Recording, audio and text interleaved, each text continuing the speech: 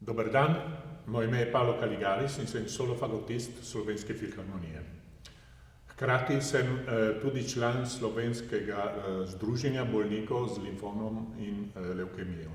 Ampak ne po naključju, ker nekaj cajta nazaj sem zbolel za krvnim rakom. Po zaslugi odlične zdravstvene obravnave in podpore družine, prijateljev in kolegi sem se lahko nazaj vrnil v delo in v igranje mojega inštrumenta. Zato sem izjemno hvaležen in lahko rečem samo hvala.